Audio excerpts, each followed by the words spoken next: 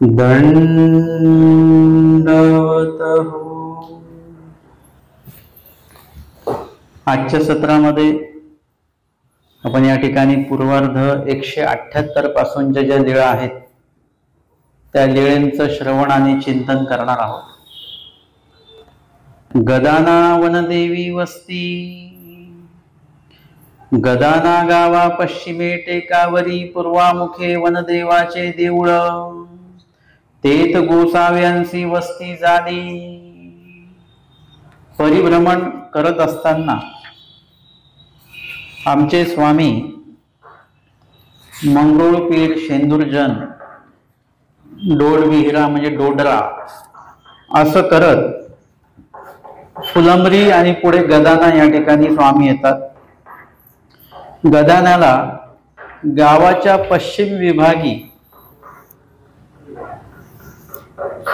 पूर्वमुख एक मंदिर आहे, वनदेवाचे देऊळ. म्हणजे ते वनामध्ये जे देऊळ असतं त्याला वनदेव असं म्हणत असतं. तेथ गोसाव्यांची वस्ती झाली, म्हणजे तिथे आमच्या स्वामींना वस्ती झालेली आहे. एक मुक्काम जो आहे तो गदाना या ठिकाणी आमच्या स्वामींनी केलेला आहे. पुढची लीळा येते पूर्वार्ध 179 क्रमांकाची. येळापुरी राजविहारी अवस्थान. मग तेथोनी गोसावी कटकावरून येळापुरा विजय केले. गदान्याला स्वामींची वस्ती झाल्यानंतर तिथून स्वामी कटकावरुनी म्हणजे दौलताबाद इथून स्वामी वेरूळला येतात. राजविहारावरची वाट.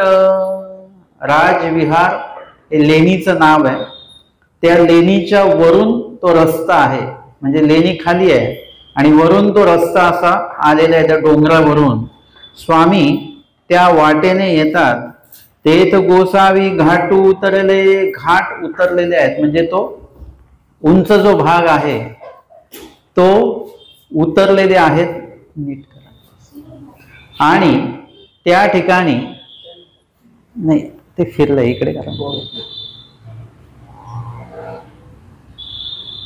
नाही, पूर्ण फिरवा त्याच.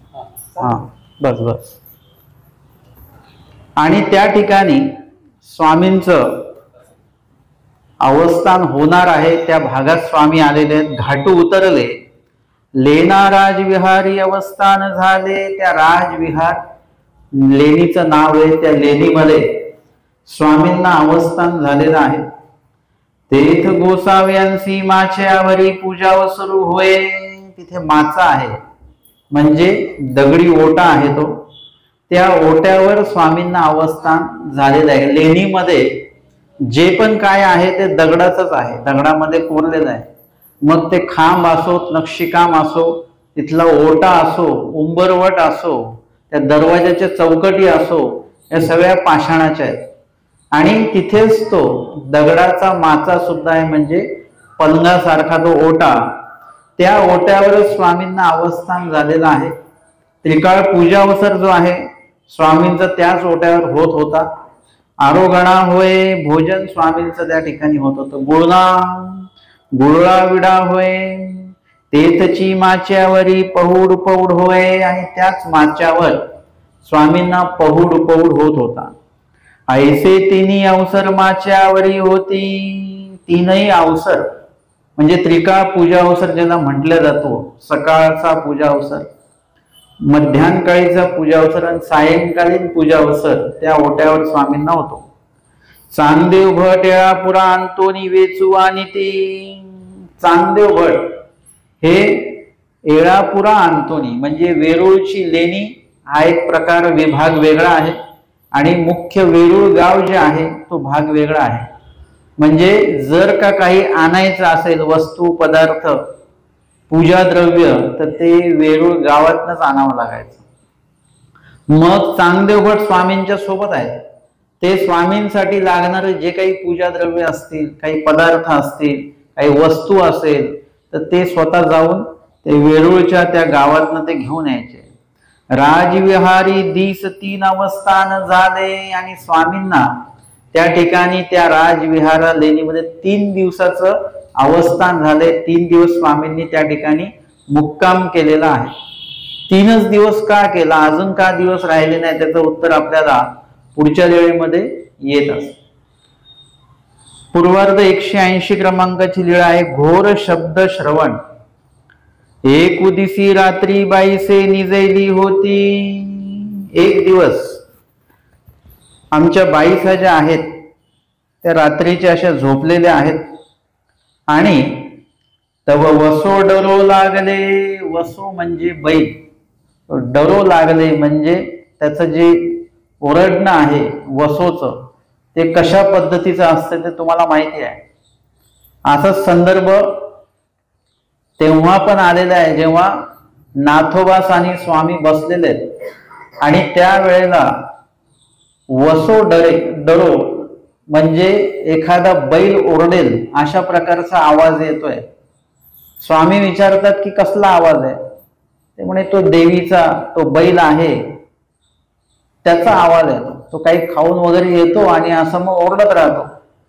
स्वामी म्हणतात बघून या बरं, आणि ते बघायला जातात तर तिथे काय असतं, मोठा साप असतो आणि ते घाबरतात त्या सापाला बघून। स्वामींना सांगायला येतात की जी महागजेंद्र सरपू ऐसा आम्ही काही देखिलाची नाही, असं एवढा मोठा साप। म्हणजे त्या ठिकाणी त्या सापाच्या ओरडण्याचा आवाज आपल्याला तर ते फक्त फुस करतो एवढंच माहिती आहे, परंतु तो सापाचा आवाज जर का एवढा आहे तो साप केवढा असेल। मग आता हे तुम्हाला एरवी जर का असा आवाज आला तर त्याचं काही वाटणार नाही, परंतु रात्रीच्या वेळेस जर का असे काही आवाज आले, आपण निवांत झोपलेलो आहोत, नुसतं टक जरी आवाज आला कुठे तर लगेच पूर्ण लक्ष आपलं तिकडे जातं। आपण कानोसा घेतो कसला आवाज आहे, काय आवाज आहे, आणि त्यातल्या त्यात जर का आवाज थोडासा वेगळा असेल अजून तर मग आपण थोडस घाबरतो देखील। बाईसांना तो आवाज आला, बाईला लेकरुवा ते परियंदती, आता मध्येच दुसरा आवाज येतो। रात्रीची वेळ आहे, बाईसा झोपलेल्या आहेत, काळोख आहे आणि लेण्यांच्या आसपास तसं कुणी नाही, पण वस्ती नाही, काही नाही, आणि मध्येच आवाज येतो आहे की आई आहे ती आपल्या मुलाला पाळण्यात टाकून जेव्हा ती अंगाई गीत गाते ते अंगाई गीताचा आवाज येतो आहे। म्हणजे रात्रीची वेळ आहे आणि कुणीतरी आई आपल्या लेकरासाठी काहीतरी अंगाई गीत गाते आहे असा आवाज त्या गायनाचा येतो। भालुआ भुंकती, मध्येच कोल्हे भुंकण्याचा आवाज येतो। एकेका ते गोष्टी सांगते असती, तो आवाज संपत नाही, लगेच 2 लोक 3 लोक आपसामध्ये बोलतायत, कोणीतरी कोणाला काहीतरी सांगताय, अशा प्रकारचा संवाद त्यांना ऐकायला येतो। पाखिरुवांचे शब्द, मध्येच पाखरांचा किलबिलाट जो आहे तो मध्ये मध्ये पाखरांचा आवाज येतो। ऐसे नाना शब्द बाईसे ऐकती, हे तर थोडकेच सांगितलेले आहेत, पण ऐसे नाना शब्द, नाना आवाज, नाना प्रकारचे असे बाईसा घाबरतील अशा प्रकारचे जे आवाज आहेत ते त्या ठिकाणी येतात आणि भीती आणि बाईसा घाबरतात की कसला आवाज आहे, काय आवाज आहे वगैरे।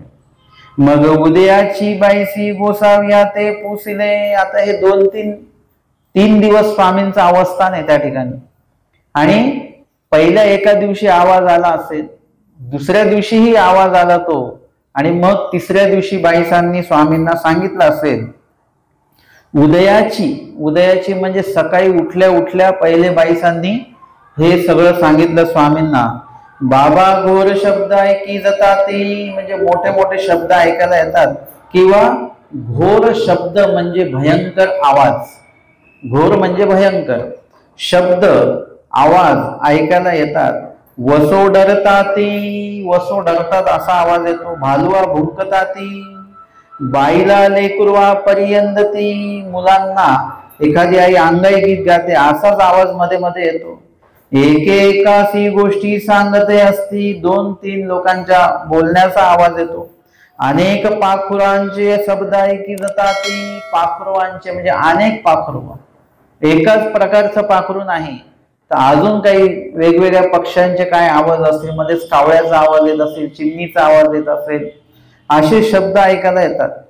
ऐसे नाना सबदी मज निद्रा नाहीये बाबा, एवढे विविध शब्द जर का मला कानावर ऐकायला पडले तर मला त्याच्यामुळे झोप येत नाही. कशामुळे?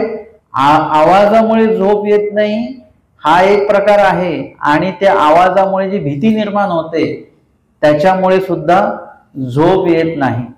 कधी कधी असं असतं ना की आपण गाढ झोपलेलो असतो, झोप चांगली होते आपली, परंतु त्याच्यामध्ये एवढे स्वप्न पडतात, इतके स्वप्न पडतात की सकाळी जेव्हा तुम्ही उठता तेव्हा तुम्हाला झोप पूर्ण झालीच नाही आपली असं वाटत असतं. म्हणजे दिवस आपला थोडासा खराब जात असतो. म्हणजे झोपलेलो असून सुद्धा झोप होत नाही. इथे तर प्रत्यक्ष बाईसांची अजिबात झोप होत नाही. आणि मज निद्रा नाहीये बाबा. आता मुळामध्ये भक्त जे आहेत, भक्तराज जे आहेत, त्यांना त्या भक्ती साधनेचा जर का संचार केला, प्रेम संचाराचे भक्ताचे जे काही स्वभाव आहेत, विकार विकल्प आणि स्वभाव, हे तिन्ही उच्छेदुनी जाती असं स्पष्ट सांगितलेलं आहे. मग या ठिकाणी बाईसांना निद्रा येत नाही, जर का अष्ट स्वभावच नाही तर निद्रा येण्याचा काही संबंध नाही. परंतु निद्रा स्वभावाचा भाग असा आहे की आपल्याला झोपल्याशिवाय चालत नाही, रात्रीची झोप घ्यावीच लागते. तुम्ही एक रात्र एक दिवस पूर्ण जागे राहाल, परंतु दुसऱ्या रात्री आपले आपोआप डोळे लागणार, तुमचं मग नियंत्रण राहणार नाही. म्हणजे आपल्याला अष्ट स्वभावांपैकी 8ही स्वभाव जे आहेत हे आपल्यामध्ये असतातच कार्यरूप. आपल्याला विशिष्ट वेळेने तहान लागणार, पाणी प्यावंच लागतं, आपल्याला भूक लागली तर जेवावंच लागतं, झोप आली तर झोपावंच लागतं, थंड लागतं, उष्ण लागतं. हे स्वभाव एकदम आपले कधीही त्याच्यातनं आपण वेगळे होऊ शकत नाही, अशा प्रकारचे स्वभाव आहेत. परंतु भक्तराजाचा असा आहे की त्या स्वभाव त्यांना नसतातही, किंवा त्या स्वभावाचं त्यांनी पालन जरी केलं तरी त्या स्वभावामुळे त्यांना तज्जनित पीडा नाही. म्हणजे बाईसांना भूक लागत नाही, परंतु ते जेवले तरी त्यांना त्याचा काही त्रास नाही. त्यांना तहान लागत नाही, पण पाणी जरी ते पिले तरी त्याचा काही त्यांना त्रास नाही. आणि कुठेतरी मनुष्य विषाणूरूप मना थोडासा स्वभावाचा भाग असेल, परंतु त्या वेळेला ते जेवलेच पाहिजे आणि तो स्वभाव त्यांनी सारलाच पाहिजे, अशा प्रकारचं कुठलंही बंधन भक्त राजाला नाही.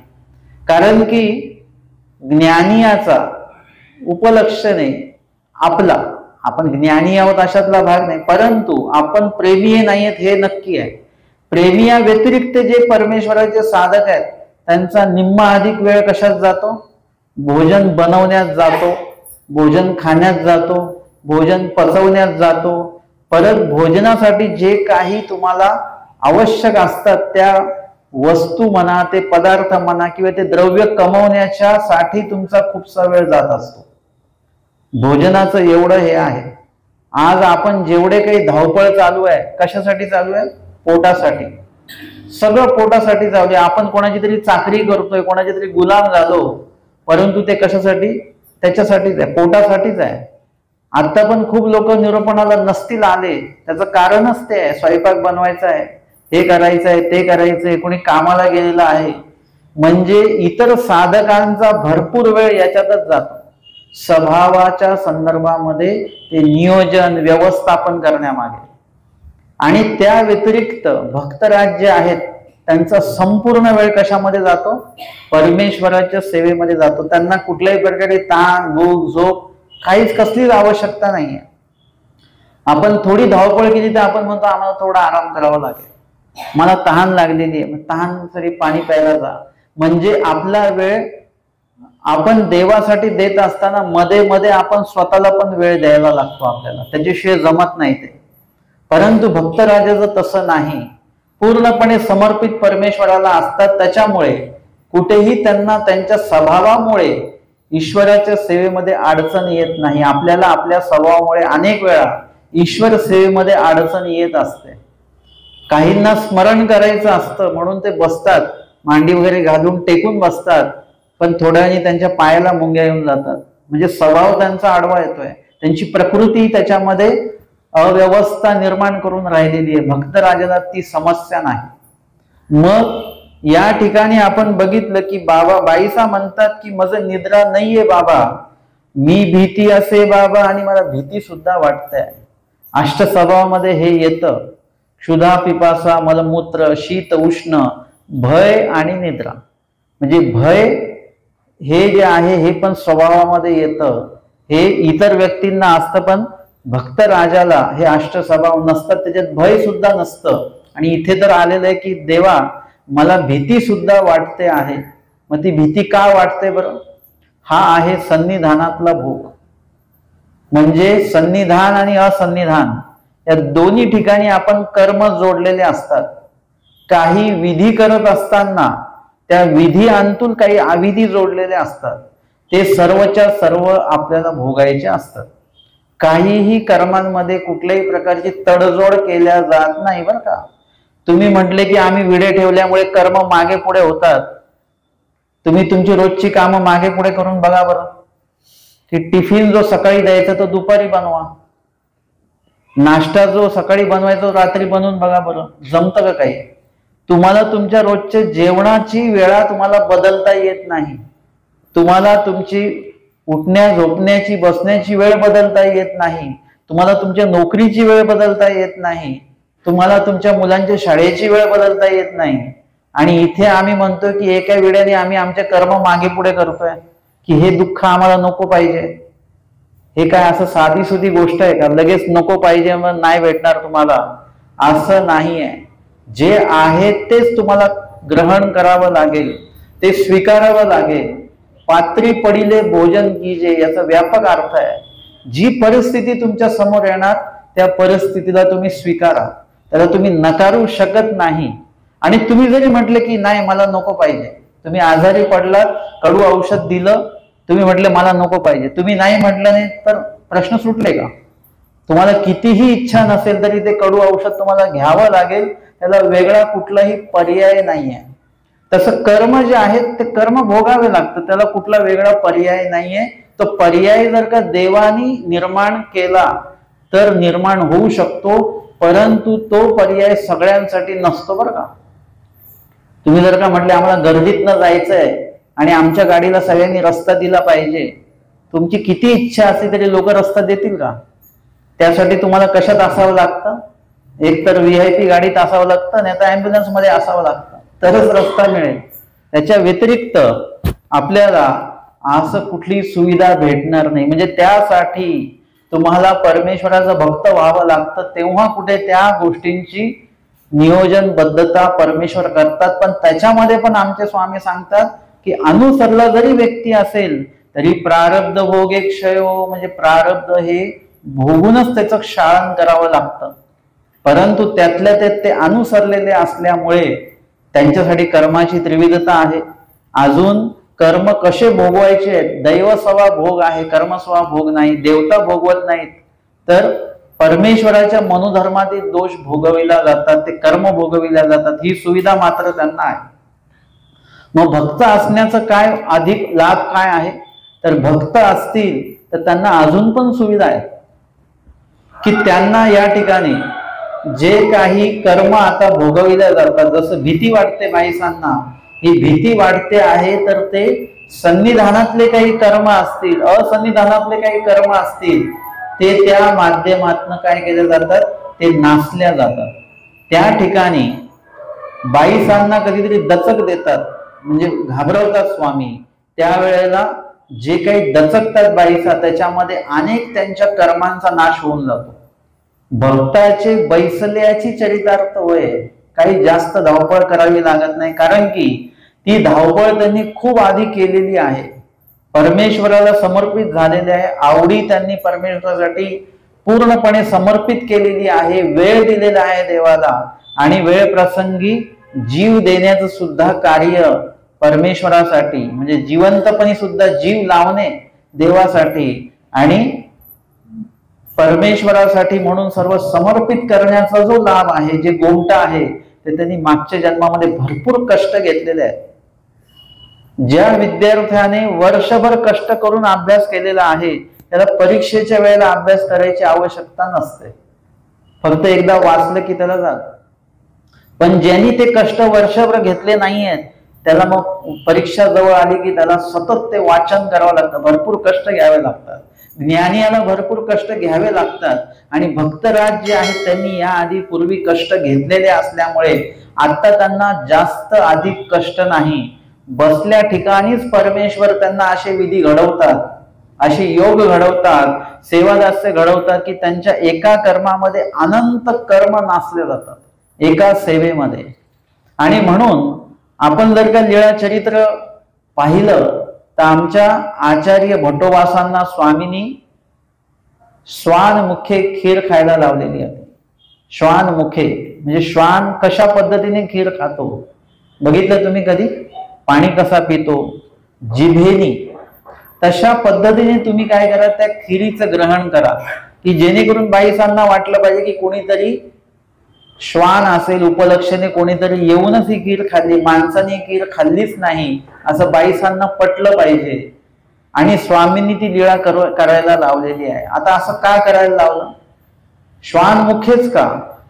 तर त्यावेळेला तिथे आपल्याला चिंतन केल्यानंतर लक्षात येतं की श्वाना उपलक्षणे जेवढे काही कर्म असतील हिंस्र पशुचे, श्वान हा कसा आहे? हिंसक आहे, मांसाहारी आहे. अशा पद्धतीचे जेवढे काही प्राणी आहेत तामस, त्यांच्या कर्माचा नाश करायचा आहे. म्हणून तिथे सशाच्या मुखाने सांगितलं नाही किंवा गायीच्या मुखाने सांगितलं नाही, श्वानाच्याच मुखे सांगितलेलं आहे. जेणेकरून काय झालेलं आहे की त्यांचे तत्संबंधित तत्साधक जे काही कर्म आहेत भट्टोबासांचे ते नासल्या गेलेले असणार आहेत. ह्या परमेश्वराचं कार्य करण्याचा हेतू आहे. या परी एक एक कर्मे नासिती म्हणजे असे अनेक कर्म जे असतात ते एखाद्या सेवादास्यातनं नासून टाकतात, ज्याच्यावर विशेष मनोधर्म आहे देवाचा. आणि भक्त राजावर विशेष मनोधर्म आहे, भट्टोबासांवर विशेष मनोधर्म आहे देवाचा. आणि त्याच्यामुळे त्यांचे अनेक कर्म त्या ठिकाणी नासल्या जातात. बाईसांना जी भीती वाटते हा सुद्धा एक त्यांच्या कर्म नासाचा भाग आहे.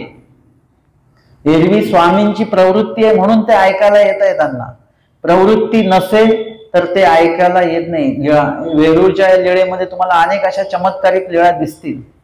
ते आमच्या स्वामींनी ते दाखवलेलं आहे, जाणून दिलं म्हणून ते दिसलेलं आहे. आणि म्हणून या ठिकाणी आपल्याला दिसतं की बाईसा घाबरतात. आता त्यातल्या त्यात एक सन्निधानीचा एक भोग असतो बरं. सन्निधानाचा भोग आणि असन्निधानाचा भोग. बाईसांकडे जर का राजस तामस असा जर का दोष नाहीये तर बाईसा चिडचिड का करत होत्या? तर ती चिडचिड जी आहे ती सात्विक पद्धतीचीच चिडचिड आहे की देवासाठी म्हणून ती चिडचिड आहे. त्यानंतर बाईसांना पूर्व काळामध्ये जे काही भोजन घडलेलं आहे त्यांचे धीरच परमेश्वर अवतार होते, परदृश्य अवतार होते ते. आणि त्यांच्या ठिकाणी बाईसांना निर्हेतुक पूर भजन घडलेलं आहे. त्याच्यामुळे एक कळिकेचा प्रेमाचा जो काही योग आहे तो बाईसांना प्राप्त झालेला आहे. परंतु ते भोजन देत असताना ते त्यांच्या दासीवर चिडलेले आहेत, रागवलेले आहेत. क्रियाही घडली उत्तम आणि त्याच्यामध्ये चिडले सुद्धा.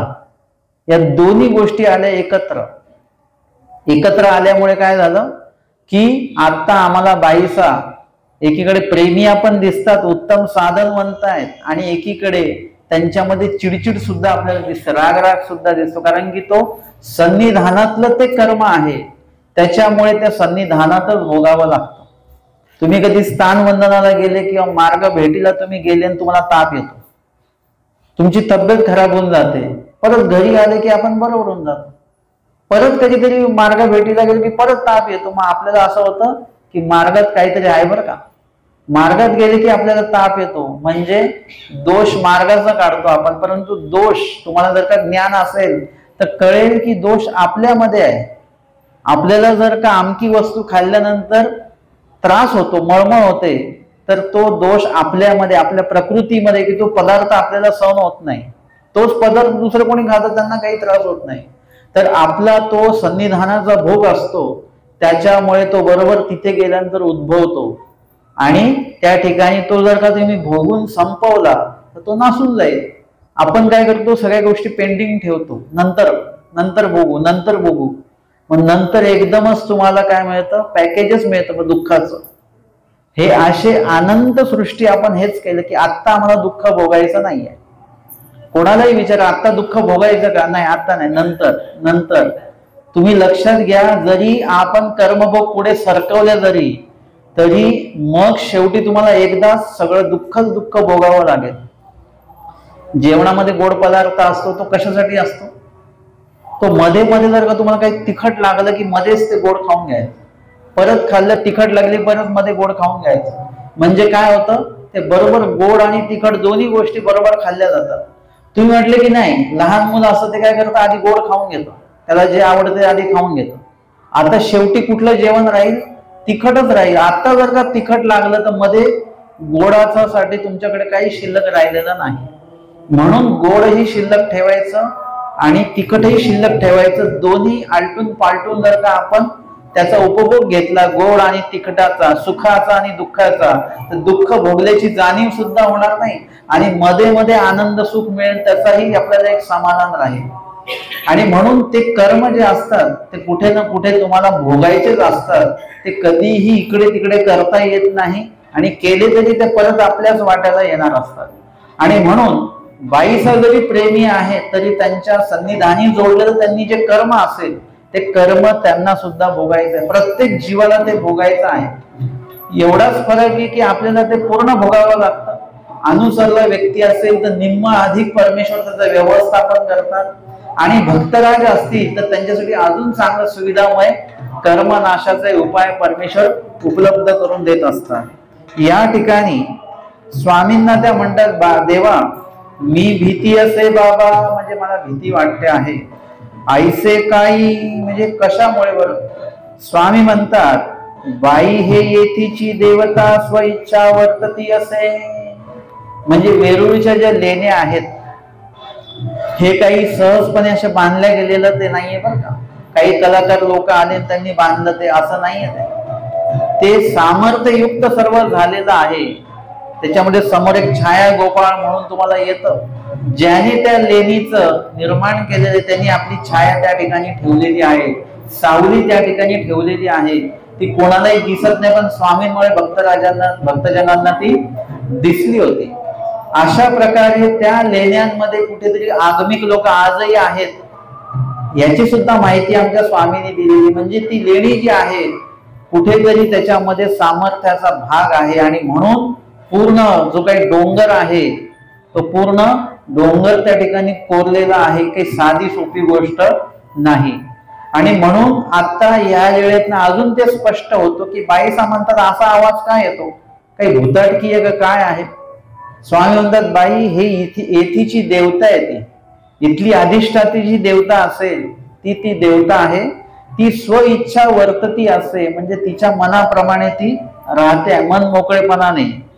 आणि बाईसी म्हटले, बाबा तरी आणि की ठाई बिढार की जो मी भीती आहे बाबा. आता एरवी सुद्धा त्या देवतेचं तसं तिथं वर्तन असेल पण ते बाकीच्यांना तिथे जाणवणार नाही. आता आपण त्या लेण्यात गेलो तर आपल्याला नाही जाणवणार. स्वामींनी ते जाणवून दिलेले बाईसांना, त्यांना भीती वाटू दिलेली आहे जेणेकरून त्यांच्या अनेक कर्मांचा नाश त्याच्यामध्ये झालेला आहे. आता बाईसा म्हणतात की देवा आणि की ठाई बिढार की, म्हणजे दुसऱ्या कुठल्या तरी ठिकाणी आपण व्यवस्था करूया राहण्याची. मी भीती आहे बाबा, म्हणजे इथे काही भीती वाटते मला. तेव्हा चांगदेव भटी म्हटले, हो बाई भीतासी जे. तेव्हा चांगदेव भट ते म्हणतात, हो बाई तुम्ही घाबरताय, असं ते सुद्धा विचारतात. स्वामी म्हणतात, बाई भीते असा. स्वामी पण विचारतात त्यांना, त्यांची चौकशी करतात की खरंच भीती वाटते तुम्हाला. हो बाबा भीती असे, हो खरंच भीती वाटते. कारण की एरवी जर का आपण लीळाचरित्र पूर्ण वाचून काढलं तर असं लक्षात येतं की सगळेजण बाईसांना घाबरतात, बाईसा कोणालाच घाबरत नाही. किंवा स्वामी सुद्धा म्हणतात, आता बाईसाच्या देवा व्हावे लागेल, म्हणजे आता बाईसांचं ऐकावं लागेल, नाहीतर ते सर्वांवरच ओरडतील. आणि स्वामींवर काय ओरडू शकत नाही, स्वामींवर कुठला राग नाही, परंतु भक्तजनांची मात्र ते बरोबर त्यांच्यावर रागवू शकतात. आणि म्हणून स्वामी म्हणतात की नाही, आता बाईसांचं व्हावं लागेल, ऐकावं लागेल. का बरं? कारण की बाईसा सुद्धा देवाच्या झालेल्या आहेत. देव आपलं कधी ऐकतात? जेव्हा आपण सुद्धा देवाचं ऐकतो त्याच वेळी देव सुद्धा आपलं ऐकत असतात. नाही तर एरवी देवांना काही रिकाम पण नाही आपल्यासाठी. अनेक भक्तजन आहेत, अनेक योग्यताकारक जीव आहेत, जे स्वामी 800 वर्षापासून इथून गेलेले आहेत, ते परत इथे आले नाहीत. त्याचं कारणच ते आहे, अनंत जीव आहेत, अनंत जीवांच्या सात्रिया पडल्या असते, अनंत जीव आहेत. आपणच एक आहोत अशातला काही नाही. आणि आपल्यामुळे किंवा कुठल्याही जीवामुळे देवाचं काही अडतं असं तर मुळीच नाहीये. आणि म्हणून या ठिकाणी परमेश्वर जे आहेत ते सुद्धा बाईसांचं ऐकतात. म्हणजे लीळा चरित्र बघितलं तर सर्वजण बाईसांना घाबरतात, बाईसा कोणालाच घाबरत नाही. पण स्वामी उदास होतील याला मात्र बाईसा घाबरतात. आणि इथे आपल्याला हे दिसतं की बाईसा त्या आवाजांना घाबरतात. आणि मग चांगदेव भटा ते गोसावी बिढार पाहो पाठविले. चांगदेव भटांना स्वामी सांगतात, जा बिढार बघून या, म्हणजे मुक्कामाची व्यवस्था कुठे होईल चांगली ते बघून या बरं. म्हणजे ते व्यवस्थापन जे आहे, मुक्कामाची व्यवस्था म्हणजे नुसतीच मुक्कामाची व्यवस्था नसते, त्या व्यवस्थेसोबत अजूनही बाकीच्या काही गोष्टी त्याच्यामध्ये समाविष्ट असतात. तर त्या सुद्धा त्या ठिकाणी त्याचं व्यवस्थापन सुद्धा योग्य पद्धतीचंच असलं पाहिजे, तरच तिथे आपण थांबू शकतो, राहू शकतो. आणि म्हणून चांगदेव भटांना पाठवलं स्वामींनी. बटिका जा बिडार पाहुनी या, बिडार बघून या बरं. हो काजी ते गेले, ते बिडार बघण्यासाठी गेले. चतुर्विधाचा मड पाहुनी आले, आणि चतुर्विधाचा मड ते चांगदेव भट जे आहेत ते बघून आलेले आहेत. तिथे दुसरा पाठभेद जो आहे तो चतुर्वेदाचा असा सुद्धा एक पाठभेद त्याच्यामध्ये येतो. म्हणजे या ठिकाणी 4 प्रकारच्या देवतेंचं अधिष्ठान असावं, किंवा 4 प्रकारचं काहीतरी त्या ठिकाणी वेद वगैरे म्हणा त्याचं पठण त्या ठिकाणी झालेलं असावं, असं काहीतरी तिथे असावं. त्याच्यामुळे त्या मठाला ते नाव पडलेलं आहे. जी जी 3 मड असती, त्या ठिकाणी 3 मड आहेत. म्हणजे 3 त्या विभाग आहेत, त्याच्यामध्ये स्वतंत्र विभाग आहेत. एकू गोसाव्या लागी, म्हणजे स्वामींसाठी एक स्वतंत्र व्यवस्था असली पाहिजे. आणि एकू बाईसा लागी, म्हणजे बाईसांसाठी एक स्वतंत्र व्यवस्था असली पाहिजे. म्हणजे महिला विभाग स्वतंत्र असला पाहिजे. स्वामींचं अधिकरणांचा एक विभाग एक वेगळा असला पाहिजे. आणि मग इतर जो विभाग आहे रांधावया लागी, रांधण्यासाठी एक वेगळा विभाग पाहिजे. म्हणजे 3-4 गोष्टी ज्या आहेत या बरोबर साधल्या गेल्या पाहिजेत. म्हणजे व्यवस्थापन व्यवस्थित झालं पाहिजे. स्वयंपाक जी विभाग आहे, स्वयंपाक विभाग वेगळा आहे, बाईसांचा विभाग वेगळा आहे, आणि स्वामींसाठी स्वतंत्र विभाग आहे. अशा प्रकारचं ते व्यवस्थापन, तसं बिढार, तशी ती लेणी, चतुर्विध मठ जो म्हटला जातो ज्याला, त्या मठामध्ये या 3 विभाग ते बघून आलेले चांगदेव भट. स्वामी म्हणतात बटिका बिडार पाहो जाणागा, म्हणजे त्यांनी म्हटलं की मी एक मठ बघून आलेलो आहे आणि त्याच्यामध्ये 3 विभाग आहेत.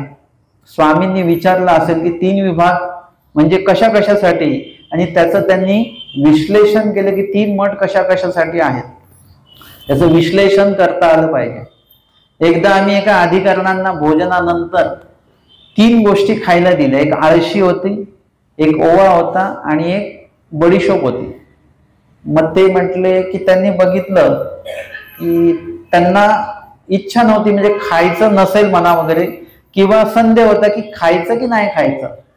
मग मी त्यांना म्हटलं की बाबा हे आळशी, याच्याने कफ होत नाही, हे ओवा आहे याच्याने गॅस होत नाही, आणि हे मुखशुद्धी आहे बडीशोप, याच्याने पचन चांगलं होतं. याचं विश्लेषण मी दिलं. ते म्हटले थोडं थोडं सगळंच द्या. म्हणजे आपल्याला जर का त्या गोष्टीचं विवेचन देता आलं, विश्लेषण देता आलं, त्याचं महत्व पटवून देता आलं, त्याचे लाभ जे आहेत ते पटवून देता आले, तर समोरच्या व्यक्तीला काय होत असतं ते घेऊ वाटतं. जसं त्याला तुम्ही आग्रह म्हणतात.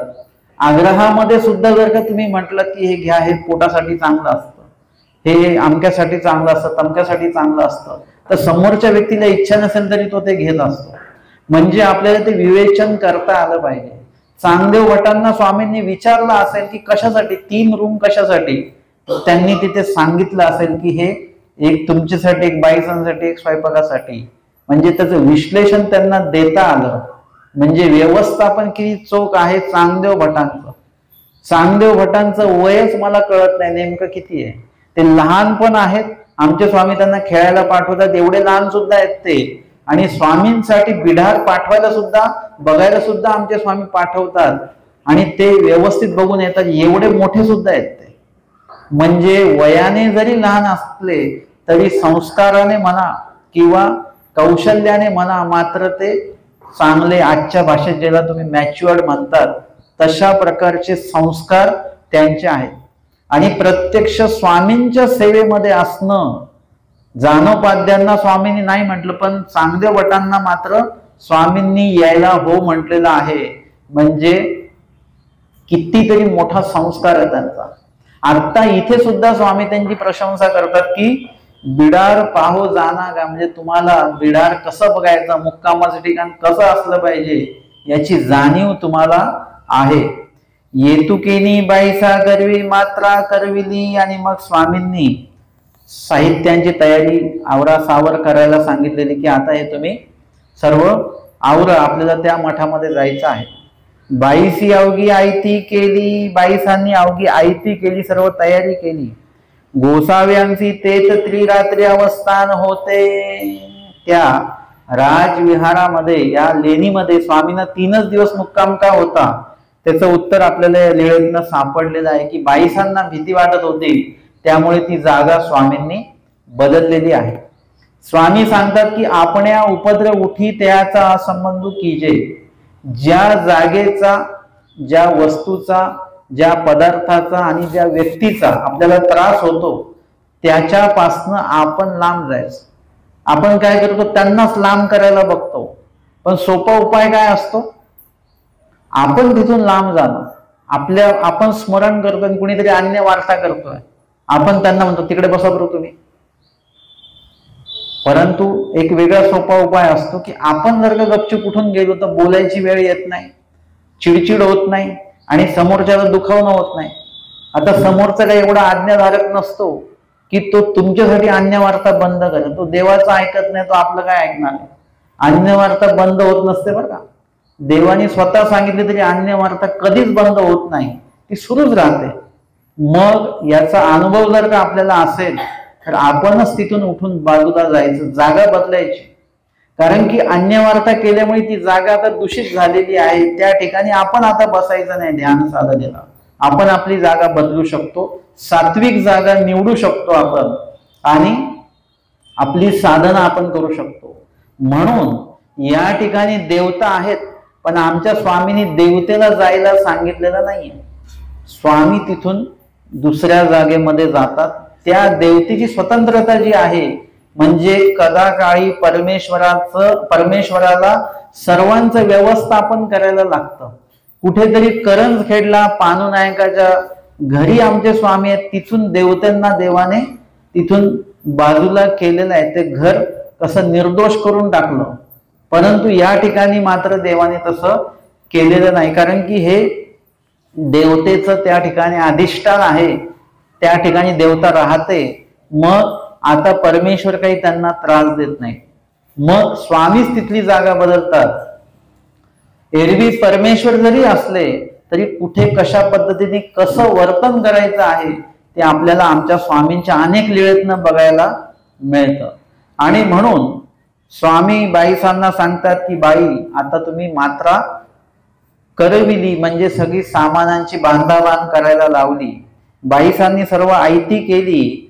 गोसावी तेथ त्रिरात्री अवस्थान होते आणि मग स्वामी तिथून बीजे करतात. कुसुमेश्वरावरोनी चक्रपाणी हुनी एक विडे हुनी महाकाळे हुनी चतुर्विधाच्या मडासी बीजे केले पाहत पाहत.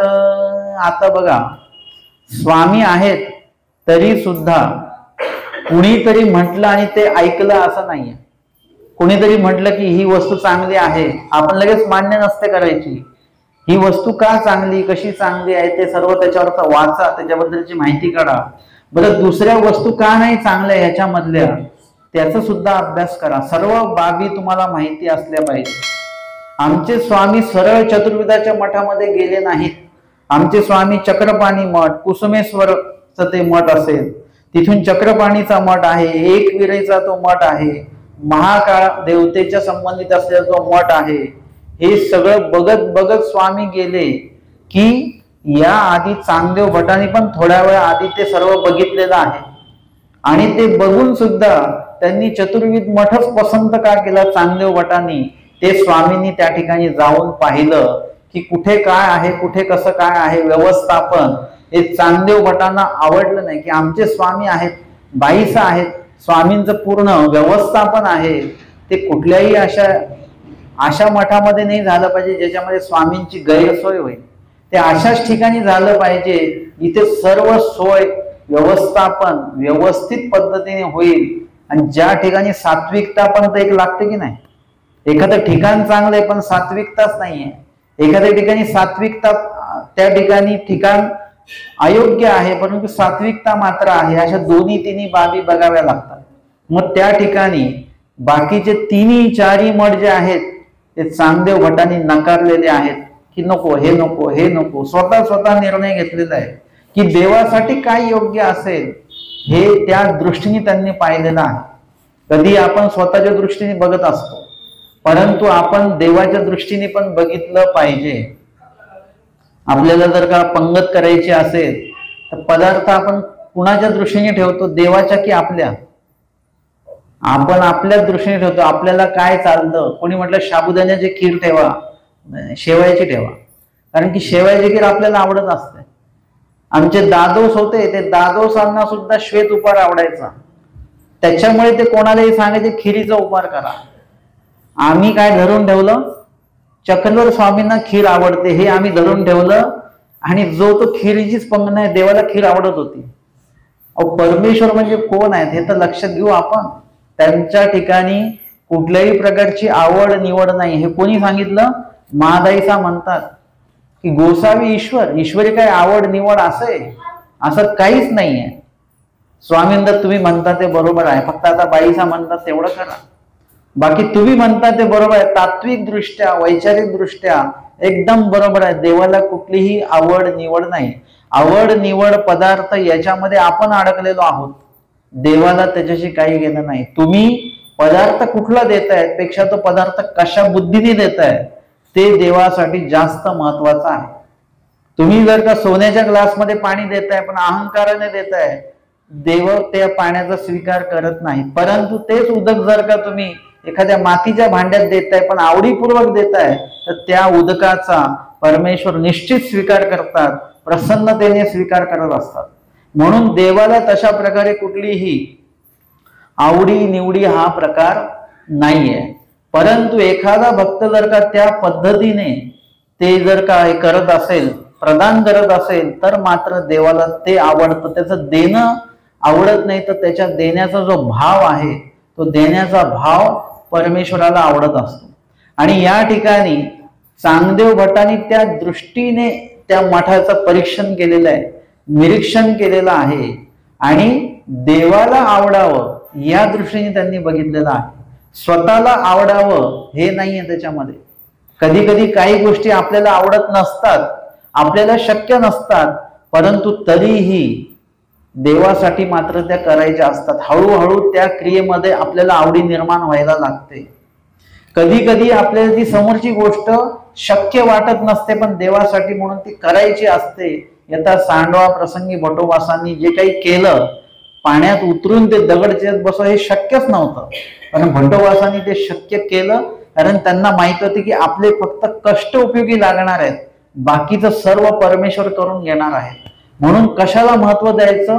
कष्टाला महत्व द्या. आणि ते कष्ट देवासाठी जर का असतील तर त्या कष्टाला आपण महत्व दिलं की त्या कष्टाचं महत्व जे आहे ते परमेश्वरापर्यंत एकदा पोहोचलं की महत्वपूर्ण असं जे काही साह्य आहे ते परमेश्वराकडनं आपल्याला नंतर सहजपणे प्राप्त होतं. आपण त्याची काळजी करायची नाही. एका विशिष्ट वेळेने तुम्ही इतकं पुढे जाता की देवाच्या साह्याची पण अपेक्षा तुम्ही ठेवत नाही.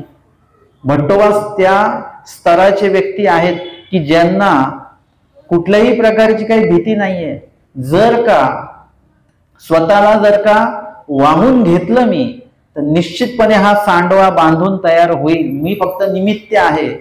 आणि यदा कदाचित हे बांधता बांधता जर का मी वाहून गेलो, तर ती सुद्धा तयारी बरं का. आपल्याला वाहून घ्यायची तयारी असते, पण वाहून जायची तयारी आपली नाही. आपण देवाला आधीच म्हटलेलं की देवा साधाईसांना वाचविले तसं मला पण वाचवा. आधीच आपण आपली विमा पॉलिसी काढून ठेवतो की मी वाहून गेलो नाही पाहिजे. का बरं? हा विचार नाथोबासांनी केलेला नव्हता की मी वाहून गेलो नाही पाहिजे बरं का देवा, मी उडी मारतो पाण्यात, म्हणून त्यांनी विचारलेलं आहे का आधी? कुठलं स्तोत्र म्हटलंय का? नाही म्हटलं. आमच्या साधाईसा पाण्यात उतरताना देवाला विनंती नाही केली की मी बुडाली नाही पाहिजे. त्यांनी आधी बुडण्याची तयारी दाखवली. तेव्हा स्वामींनी तारण्याची पूर्ण तयारीनिशी स्वामी तिथे बसलेलेच आहेत. म्हणजे त्या वेळेला आपल्याला वाहून घेताही आलं पाहिजे आणि वेळ प्रसंगी वाहून जरी गेलो आपण देवासाठी, तर ती सुद्धा तयारी आपली आपली पाहिजे. आणि बाईसांनी स्वतःला इतकं वाहून घेतलेलं होतं की ते पाण्यात वाहून चाललेत, तर त्याची सुद्धा त्यांना कुठल्याही प्रकारची काळजी नाहीये. परंतु आम्हाला तुम्हाला वाटतंय की बाईसांनी त्या पाण्यात उडी घेतली, पण बाईसांनी कशात उडी घेतलेली आहे? ती उडी आम्हाला दिसताना पाण्यात जरी दिसली तरी ती उडी खऱ्या अर्थाने ईश्वराच्या स्वरूपामध्ये मारलेली ती उडी आहे. एक प्रकारे देवासाठी देवाच्या स्वरूपामध्ये मारलेली ती उडी आहे. त्याच्यामुळे ती उडी त्यांची जी गेली, ते म्हणतात की नंतर त्यांचं देह बघितलं पण ते देह दिसलं नाही. कसं काय दिसेल? ती उडी त्या पाण्यात नव्हतीच ना. त्या पाण्यात उडी मारली असती तर देह भेटलं असतं, पण ती ईश्वरासाठी ईश्वराच्या स्वरूपात मारलेली उडी होती. त्याच्यामुळे त्या ठिकाणी बाईसांचं देह जे आहे ते दिसलं नाही, भेटलं नाही. म्हणजे अशा प्रकारे आपली ही तयारी असली पाहिजे. आणि देवाला काय आवडतं त्याला प्राधान्य आपल्याला देता आलं पाहिजे. ते प्राधान्य चांगल्या पटाने दिलं की सर्वांच्या दृष्टीने आपल्याला ते व्यवस्थापन बघायचं आहे. आणि स्वामी सुद्धा ते बघत बघत जातात. का बरं? स्वामींना माहिती नाही का बाकीचे 3 मठ कसे आहेत ते?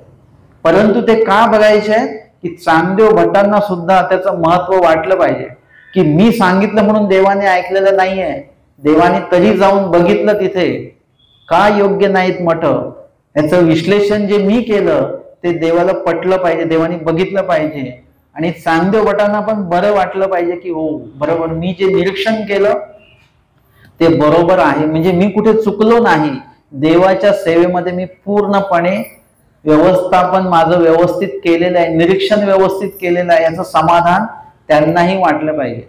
आमचे स्वामी एकांक काळामध्ये जेव्हा ते उभया हाटवटी विजे करतात आणि एखाद्या खानावळीमध्ये स्वामी जातात, तिथे भोजन करतात, त्यावेळेला तिथे स्वामींनी म्हटलेलं आहे की त्यांचं जे भोजन आहे त्याला कुठल्याही द्रव्याची किंमत नव्हती. ती त्यांची क्रिया अनुरागासारखा आहे. म्हणजे त्याच्यामध्ये इतकी आवड आहे. आणि ते भोजन करताना ते भोजन करणारे जे ते स्वामींकडे बघतात. जे स्वामी पहिला घास घेतात, स्वामी म्हणतात बरोबर ह्याला मीठ बरोबर झालेलं आहे बरं का, थोडस अजून तिखट पाहिजे होतं. एखादा गोड पदार्थ खाताना स्वामी म्हणतात यासी गुळ पुरला, यासी नाही पुरला. ते म्हणतात श्रीप्रभूंनी पण असंच म्हटलं. तुम्हाला लक्षात येईल एखादी सुगरण बाई असते जिला भोजन बनवण्याची आवड असते बरं का, त्या व्यक्तीला जर का आपण म्हटलो ना मीठ बरोबर झालंय, थोडस मीठ अजून पाहिजे होतं, बाकी हे, तर त्या व्यक्तीला ते बरं वाटतं. आपल्या जेवणाचं मूल्यमापन केलं म्हणजे भोजन करणाराही त्या स्तराचा आहे की त्याला तो पदार्थ कसा असला पाहिजे माहिती असणं गरजेचं आहे. नाही तर तुम्ही कष्टाने बनवलं आणि विचारलं कशी झाली पाहिजे, छान झाली. खीर कशी झाली, छान झाली. असं वृक्ष जर का प्रतिक्रिया दिली तर ते जेवण बनवणाऱ्याला सुद्धा खूप काही बरं वाटतं असं नाही. परंतु त्याचं मूल्यमापन जर का केलं त्याला नावं ठेवणं म्हणत नाही बरं का. म्हणजे काही काही ठिकाणी असं असतं की आम्ही पहिला घास घेतला की ते बघतच असतात आमच्याकडे कशी झाली भाजी, हा व्यवस्थित झाली, मीठ फक्त घेऊन या सगळ्यांसाठी. म्हणजे त्यांना बरं वाटतं की व्यवस्थित झालेला आहे पदार्थ. म्हणजे देवानी सुद्धा जर का अशा प्रकारची प्रतिक्रिया दिली की तुम्ही बनवलेला पदार्थ कसा झाला. आमच्या साधाईसाने एकदा लाडू बनवले, तो पाक बनवायला ठेवला आणि ते गेलं भिक्षेला आणि परत येईपर्यंत तो पाक झाला कडक. आता त्याचे लाडू बांधले कसे तरी, परंतु ते काय झालं, लाडू झालेच नाही, ते असं दगडच झाले चांगले. मग स्वामी म्हणतात हे असं कसं? ते म्हणतात तेव्हा ते असं झालं, मी पाक ठेवला आणि मी भिक्षेला जाऊन आले आणि मंद आचेवर तर ठेवलेलं असावं कदाचित, ते येईपर्यंत ते असं असं झालं. स्वामी म्हणतात बहुत सुग्रणीय देखील, परंतु असं पाक ह्याच्यावर ठेवून चुलीवर ठेवून भिक्षेला जाणे सुग्रण पहिल्यांदाच बघतोय आम्ही. म्हणजे ते त्या गोष्टीचं दुःखही त्यांना झालं असेल आणि स्वामींनी त्याचं माहिती त्यांना सांगितली असेल, कसा तो पाक बनवायचा काय वगैरे, त्याचा आनंदही त्यांना झालेला असावाच. म्हणजे अशा पद्धतीने आपल्याला त्या दृष्टीने बघता आलं पाहिजे. आणि ते जे तुम्ही निरीक्षण परीक्षण केलेलं आहे, परमेश्वर ज्याचं तेव्हा जेव्हा त्याचं मूल्यमापन करतात तेव्हा आपल्याला सुद्धा बरं वाटतं की आपण काहीतरी चांगलं देवासाठी करू शकलो. काही चुका झाल्या पण काही गोष्टी बरोबर झाल्या. म्हणून स्वामी ते मठ बघत बघत गेले आणि म्हटलं हा बरोबर, हे मठ तुम्ही नाही निवडला ते बरोबर केलं. मग दुसरा मठ बघूया. कुसुमेश्वराचा बघितला, आता आपण चक्रपाणी मठ बघूया. तोही बघितला. स्वामी म्हटलं बरोबर, हाही मठ तुम्ही नाही निवडला ते बरोबर केलं. आता हे लीळेमध्ये आलेलं नाही पण हा संवाद झालेलाच असणार आहे तिथे. आणि असं करत करत महाकाळिकाचा तो मठ बघितला आणि महाकाळाचा तो बघितला. त्या ठिकाणीही स्वामींनी तो मठ बघितला आणि स्वामींनाही तो मठ पसंत पडला नाही. आणि मग चतुर्विध मठामध्ये स्वामी आले. पाहत पाहत सगळे मठ बघत बघत मढू प्रत्ययासी आला आणि मठ, तो जो चतुर्विधाचा मठ आहे तो स्वामींना पसंतीला पडला. प्रत्ययासी आला म्हणजे आवडला. स्वामींनाच नाही बाईसांनाही तो आवडला. आणि चांगदेव भट्टांनी जे काही निरीक्षण केलेलं होतं, जे काही बरोबर निवडलेला होता तो मठ, त्याच्यामध्ये यत्किंचितही चूक नव्हती. ही एक विशेषता आहे. आपण कार्य देवासाठी करावं आणि देवाने त्याच्यातनं एकही चूक काढू नये असं शक्य नाही. काही ना काही तर चूक आपली होणारच. परंतु जर का तुम्ही ईश्वर दृष्टी जर का तुम्हाला कळाली, सकाळी आमचे स्वामी जसं विहरणाला जातात डोमेग्रामला, कवणीकडे म्हणे, कवणीकडे म्हणे. कोणी म्हणतं आपण इकडे जाऊया, आज पश्चिमेला जाऊ, कोणी म्हणतं उत्तरेला जाऊ, कोणी म्हणतं पूर्वेला जाऊ. कवणीकडे म्हणे. आणि बाहुल्य भट्टोबास गोसावी यांची प्रवृत्ती जाणती इतकं वाहून घेतलेलं आहे की स्वामी विहरण स्थानाविषयी काल काय बोललेत हे त्यांनी लक्षात ठेवलं, त्याचं चिंतन केलं. आणि आज स्वामींना कुठे जायचंय विहरणाला याचा 99.99% अंदाज भट्टोबास बरोबर लावतात. आणि भट्टोबास म्हणती तेऊ ते गोसावी बीजे करती. भट्टोबास म्हणतात तिथे जात नाही स्वामी. स्वामींना जिथे जायचं असतं भट्टोबास त्याच ठिकाणाचं नाव बरोबर घेतात. आणि स्वामी तेऊ तेच बीजे करती. म्हणजे तुमची पसंत जी आहे ती देवाची पसंत असली पाहिजे. आणि हे कधी होतं, जेव्हा देवाची जी पसंत असेल तीच आपली पसंत असेल तेव्हा परमेश्वरही तुमचं बरोबर ऐकतात. आमचे भट्टोबास स्वामींना सांगतात की देवा श्री प्रभू गोसावे यांची प्रसाद दुटी स्वीकरी जोजी. ही भट्टोबासांची पसंत नाहीये, ही खऱ्या अर्थाने स्वामींची पसंत आहे. स्वामींची पसंत तीच आपली पसंत असं ज्यांनी मानलं. अशी पतिव्रता स्त्री असते, जो पती म्हणेल ते पतीची जी आवड तीच आपली आवड. याला म्हणतात पतिव्रता धर्म. म्हणजे पतीच्या आज्ञेच्या एक अंश सुद्धा इकडे तिकडे बाहेर नाही. असं जेव्हा होतं त्यावेळेला ते पतिव्रता धर्म जो आपल्याला सुद्धा पाळायचा आहे. आपले जे नित्यपती आहेत ते परमेश्वर आहेत, त्यांच्या त्या चौकटीमध्ये आपल्याला राहून आपली जी कर्माची चौकट आहे ती आपल्याला मोडायची आहे. तर हे जेव्हा आपण करू, देव जे म्हणतील तेच. देव जे म्हणतील हे खा तर ते खा. स्वामी म्हणतात की तूप खा तर तूप खा. स्वामी म्हणतात की नाही ते दिव्यातलं तेल त्याच्यात टाकून खा, ज्याचा वास येतोय तर ते खा. स्वामी म्हणतात पाणी भात खा तर पाणी भात खा. जे म्हणतील ते. देव म्हटले की एकी दिन मिळे, एक दिवस उपाशी राहा, ठीक आहे हरकत नाही. 2 दिवस उपाशी राहा, काहीच हरकत नाही. 3 दिवस उपाशी राहा तरी काही हरकत नाही. म्हणजे इतकी मोठी तयारी आम्हाला काही साधकांची दिसते. भट्टोबासांची मुख्यत्वे आम्हाला सारखी समोर ती तयारी दिसते.